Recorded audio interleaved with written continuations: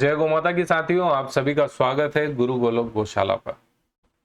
साथियों, गुरु गोलोक गौशाला आप सभी के लिए ऐसे कंटेंट वीडियो लेके आती है जिसमें कि आपको डेयरी पालन में सुविधा हो।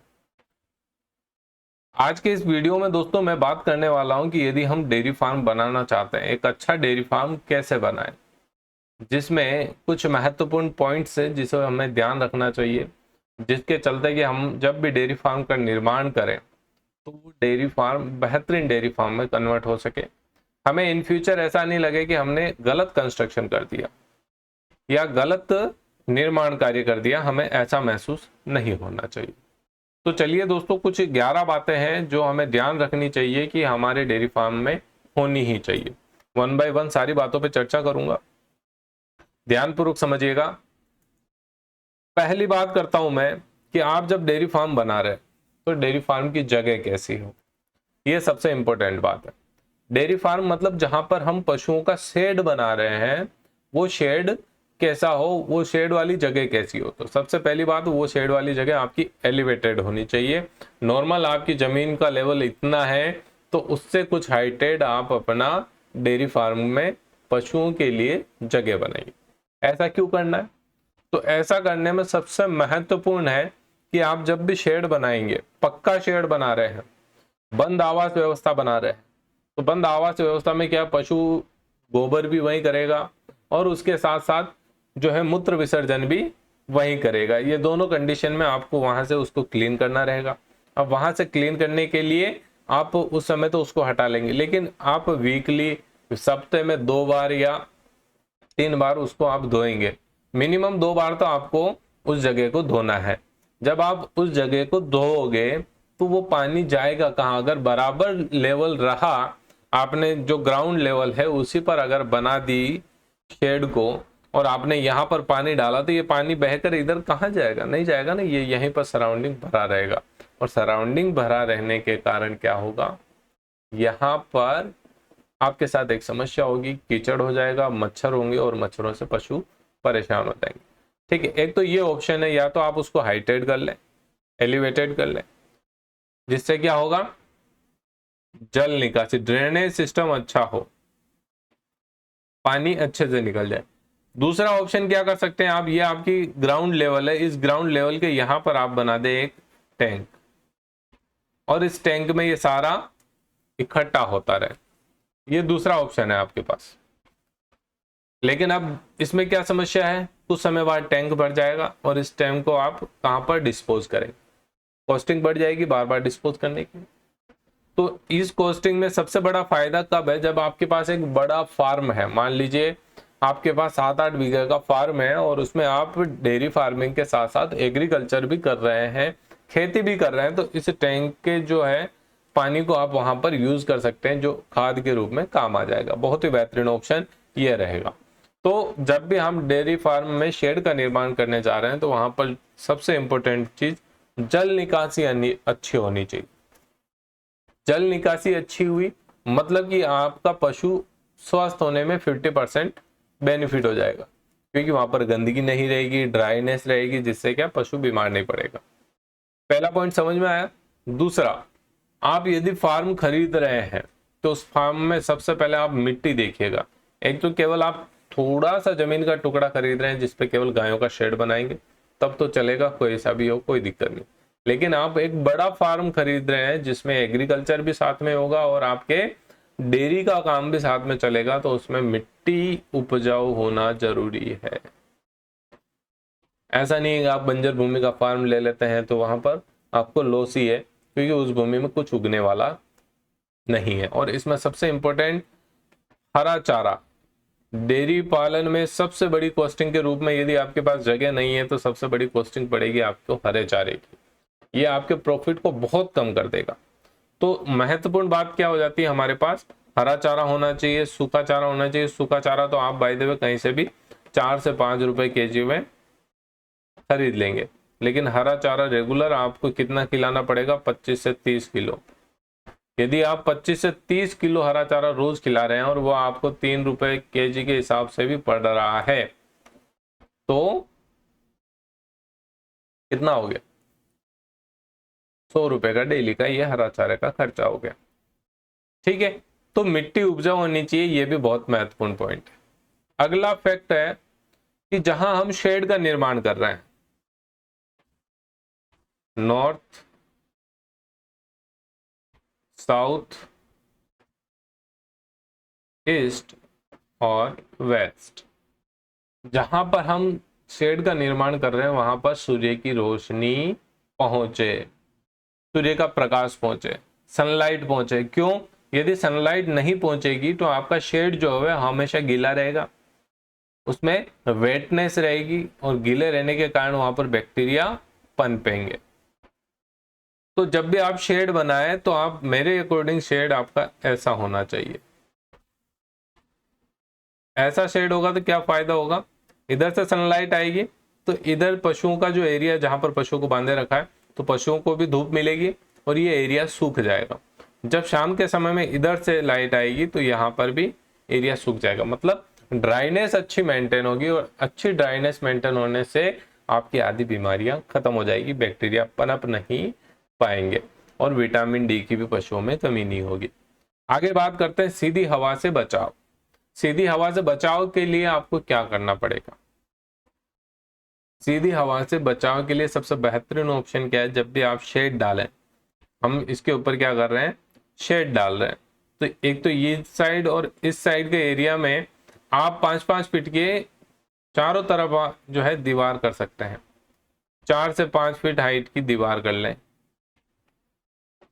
यहाँ पर 5 फीट की कर ली, यहाँ पर भी 5 फीट की कर ली, इधर भी 2-2.5 फीट की दीवार कर लें ताकि सनलाइट अंदर तक पहुंच सके। बस ये अपना बेनिफिट होना चाहिए, सनलाइट आए, सनलाइट रुके नहीं उसके लिए। और बाकी जब भी हवा चले उस समय यहाँ पर कर्टेन का ऑप्शन होना चाहिए, पर्दों का ऑप्शन होना चाहिए कि उन पर्दों को आप नीचे गिरा दे सर्दी के समय तो पशु सर्दी से बच जाए। बस ये व्यवस्था होनी चाहिए। जब भी सीधी हवा लगती है सर्दी के समय में आमतौर पर पशु ठंड में रह जाता है तो बीमार हो जाता है, जुकाम हो जाता है। उस सीधी हवा से बचाने के लिए आप अपने शेड को कवर्ड एरिया में कन्वर्ट कर सके, ऐसा आपको मेथड सोचना पड़ेगा। पांचवा ऑप्शन, बाजार तक हमारी अप्रोच कैसे हो। तो ये ध्यान रखना, जब भी आप कॉमर्शियल करना चाह रहे हैं, क्या करना चाह रहे हैं, कॉमर्शियल डेयरी फार्मिंग करना चाह रहे हैं। नॉर्मल डेयरी फार्मिंग और कॉमर्शियल डेयरी फार्मिंग में क्या फायदा? जब आप कॉमर्शियल डेयरी फार्मिंग करेंगे तो उसमें ये विशेष तौर पर ध्यान रखिएगा कि आप स्वयं कस्टमर तक पहुंचेंगे तो ज्यादा बेनिफिट मिलेगा। ये ध्यान रखना, यदि आप जो है, एक मीडिएटर होता है ना, हमने दूध निकाला, पशुपालक दूध निकालता है, कहाँ देता है, डेयरी पर दे देता है, और डेयरी उस दूध को कहाँ तक सप्लाई करती है, कस्टमर तक। तो आप देख रहे होंगे आज के समय में जो डेयरियां हैं वो बहुत ज्यादा प्रॉफिट कमा रही है। इतना प्रॉफिट कैसे कमा रही है? वो सारा प्रॉफिट पशुपालक का होना चाहिए लेकिन लॉस हो गया। क्यों? एक सबसे बड़ा नुकसान क्या है कि वहां पर एक तो क्या है, पशुपालक हमारे छोटे हैं, बड़े लेवल पर नहीं करते, 2-3 पशु रखते हैं। तो 2-3 पशु में क्या है, मान लो आप 5-7 लीटर दूध निकाल रहे, 5-7 लीटर आपका सिटी से अगर 10 से 12 किलोमीटर की दूरी है तो 5-7 लीटर लेके जाने में कोई फायदा नहीं है। फायदा है क्या? कोई फायदा नहीं है। आपको एटलीस्ट कम से कम 40 से 50 लीटर पर डे दूध सेल करना है, तब जाके आप कॉमर्शियल डेयरी फार्मिंग में प्रॉफिट कमाएंगे। और इसके लिए यदि आप जाते हैं अगर जगह खरीद के डेयरी फार्मिंग का बिजनेस शुरू करना, तो एटलीस्ट आपको ये आपका सिटी जो है, इस सिटी के सराउंडिंग 10 से 20 किलोमीटर के एरिया में मैं प्रेफरेंस करूंगा जितना कम डिस्टेंस पे आप जो है फार्म ढूंढ सके वहां उस फार्म को खरीद कर परचेज करिए। उससे क्या होगा, एक तो मार्केट से अप्रोच अच्छी हो जाएगी, दूसरा बाजार से आपको बार बार फीड लाना पड़ेगा, सामान लाना पड़ेगा, तो वो सामान लाने में आपको खर्चा कम पड़ेगा। ये एक बार का खर्चा है। आप एक बार पैसा देख के ऐसा सोच लेंगे यार 30-40 किलोमीटर डिस्टेंस पे, 30 से 40 किलोमीटर की डिस्टेंस पे जो है हमें कम रेट में जगह मिल रही है, ठीक है, और 10 से 20 किलोमीटर की डिस्टेंस में उससे कुछ ज्यादा की रेट में जगह मिल रही है, तो उसमें आपको मैं प्रेफरेंस करूंगा 10 से 20 किलोमीटर की डिस्टेंस पर आप जगह खरीदें। क्यों? क्योंकि एक तो ये लॉन्ग टर्म चलने वाला है, ऐसा तो है नहीं कि आपने 6 महीने, साल भर, 2 साल के लिए खरीदा है। एक तो लॉन्ग टर्म मतलब आप इसको लाइफ टाइम रन कर सकते हैं। लाइफ टाइम जब रन करेंगे तो इन फ्यूचर में यहां पर आपको सबसे ज्यादा फायदा मिलने वाला है 10 से 20 किलोमीटर की डिस्टेंस पर यदि आपका फार्म है, क्योंकि धीरे धीरे सिटी क्या करेगी, बढ़ती जाएगी और ये डिस्टेंस आपकी कम होती जाएगी। ठीक है, तो बाजार तक, मार्केट तक अप्रोच हमारी अच्छी होनी चाहिए। तीसरा, पानी की आपूर्ति। पानी किस लिए चाहिए? सबसे महत्वपूर्ण, पीने के लिए, शेड क्लीन के लिए, और तीसरा चाहिए पशु को नहलाने के लिए। अब इसमें सबसे महत्वपूर्ण बात क्या है हमारे पास पानी की? चौथा पानी हम बात करें, यदि आपने हरा चारा लगाया है, हरा चारा लगाया है तो वहां पर भी चाहिए। ये 4 जगह पानी की रिक्वायरमेंट होती है। अब आप देखें, आपने जहां फार्म खरीदा वहां पर पानी नहीं है, वाटर रिसोर्सेज ही नहीं है, मतलब कि ग्राउंड वाटर भी नहीं मिल रहा, तो बहुत बड़ी दिक्कत वाली बात है। तो पहला, पानी अच्छा होना चाहिए, मीठा पानी होना चाहिए, ताकि आप पशु को पिला सकें। ऐसा नहीं कि खारा पानी है, पशु को पिलाएंगे तो आउटपुट आपका मिल्किंग में दिख जाएगा, मिल्किंग कम पड़ जाएगी।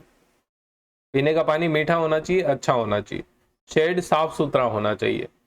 इसके लिए आप उसको धोएंगे, उसके लिए मोटर की व्यवस्था करनी, या तो आप बड़ा सा एक टैंक बना लें, या फिर आप ट्यूबवेल करवा लें, बोर करवा लें उससे। और पशु को आप डेली नहलाएंगे तो पशु को ज्यादा कंफर्टनेस महसूस होगा। हम भी रोज नहाते नहीं नहाते तो एक दिन हमने को कितना अटपटा लगता है, तो ऐसा ना हो, तो पशु को आप रोज नहलाएं। और हरे चारे के लिए पानी चाहिए, तो ये पानी को भी आपको ध्यान में रख के ही शेड बनाना है। और डेयरी फार्म की जगह परचेज करनी है, डेयरी फार्म के बारे में ये सारी 11 बातें बहुत महत्वपूर्ण है। आसपास का वातावरण, आसपास का एरिया भी देख लीजिए। ऐसा नहीं हो कि दुर्गंध वाला एरिया हो, मडी एरिया हो। तो आसपास का एरिया यदि गंदा है, स्मेल आ रही है, तो वहां पर पशु कंफर्ट महसूस नहीं करेगा, आप भी कंफर्ट महसूस नहीं करेंगे, आउटपुट वहां पर आपका घट जाएगा, मच्छरों से परेशान हो जाएंगे, पशु बीमार पड़ जाएंगे, ये सारी समस्याएं आती है। तो डेयरी फार्म में आपके आसपास का जगह भी देखना बहुत जरूरी होता है। उसके बाद 8वां पॉइंट है बिजली की व्यवस्था। आज के समय में दोस्तों हम कहते हैं कि मशीनरी इरा चल रहा है, कि मशीनरी युग चल रहा है, मशीन का टाइम चल रहा है, हर चीजें हम साइंस टेक्नोलॉजी से करते हैं, तो बिजली हमें उसमें चाहिए ही चाहिए। आपके डेयरी फार्म पर बिजली की अप्रोच हो, ये बहुत ही महत्वपूर्ण है। इसके लिए आपके पास सबसे बढ़िया ऑप्शन क्या हो सकता है? या तो आप क्या करें कि बैटरी लगवा लें, और इसके साथ साथ सोलर लाइट लगवा लें अगर अप्रोच में नहीं बैठ रहा है तो। और अभी के समय में हम बात करें तो आमतौर पर दोनों को छोड़कर आपको केवल लाइट कनेक्शन लेना चाहिए। तो ये आपको अल्टरनेट ऑप्शन, तो बिजली की व्यवस्था वहां पर होनी चाहिए, लाइट कनेक्शन आपको मिल सके। मजदूरी, मजदूरी लेबर, सबसे इंपॉर्टेंट बात है लेबर। ये लेबर जो है आपकी स्किल्ड होनी चाहिए। स्किल्ड लेबर मतलब आपके लेबर में कम से कम एटलीस्ट 2 से 3 लेबर ऐसी होनी चाहिए जो हर चीज का ध्यान रख सके, एज ए मैनेजर वहां पर काम कर सके। आप नहीं भी रहे तो भी वो सारी चीजों को मैनेज कर ले, स्किल्ड हो, मशीन कैसे चलानी है, कैसे ऑपरेट करनी है, मिल्किंग मशीन को कैसे चलाना है, फीड कितना देना है, किस जानवर को कौन सी दवा देनी है, ये सारी चीजें उसको पता होनी चाहिए।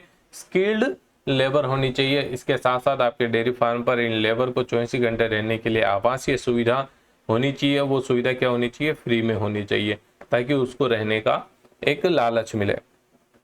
तो ये आवासीय व्यवस्था वहां पर होनी चाहिए। अब उसके बाद करें, आप जब भी डेयरी फार्म का शेड बना रहे हैं तो शेड में आप फ्यूचर देख के बनाएं। अब मैंने तो बोल दिया फ्यूचर देख के बनाना है, लेकिन आपके पास पैसा भी होना चाहिए।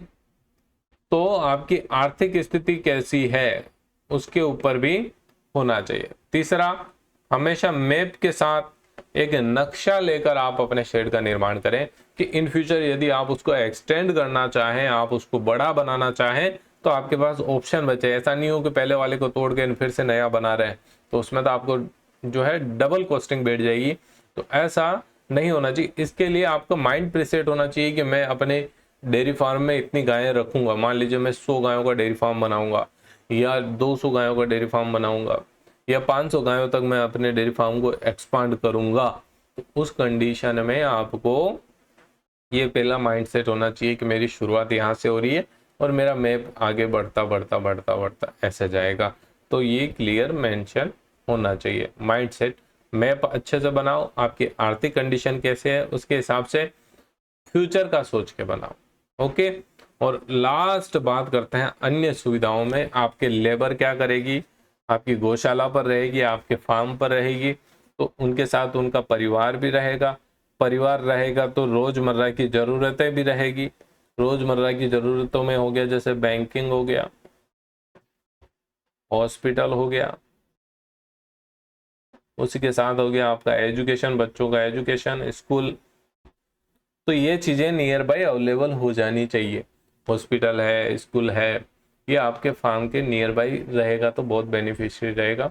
ये आज के समय में इतना इम्पोर्टेंट नहीं क्योंकि व्हीकल बहुत ज़्यादा हो गया, तो फिर भी चलता है। 10-12 किलोमीटर के डिस्टेंस पे कुछ भी व्यवस्था हो जाती है। लेकिन दोस्तों ये 11 पॉइंट्स है। यदि आप डेयरी फार्म के लिए जगह खरीद रहे हैं, डेयरी फार्म ढूंढ रहे हैं, किसी बने बनाए डेयरी फार्म को खरीदने जा रहे हैं, तो ये सारी चीज़ें आप 1 बाय 1 नोटिस करें, ध्यान से सुने, समझें, उसके बाद ही उसमें अपना पैर फैलाएं, नहीं तो बहुत बड़ा लॉस हो जाएगा। फिर आप कहेंगे डेयरी फार्मिंग प्रॉफिटेबल नहीं है। उम्मीद करूंगा मित्रों वीडियो आपको बहुत अच्छा लगा होगा। वीडियो यदि पसंद आया तो लाइक शेयर करिएगा, और अभी तक गुरु गोलोक गौशाला चैनल को सब्सक्राइब नहीं किया है तो सब्सक्राइब जरूर करें। जय गौ माता की।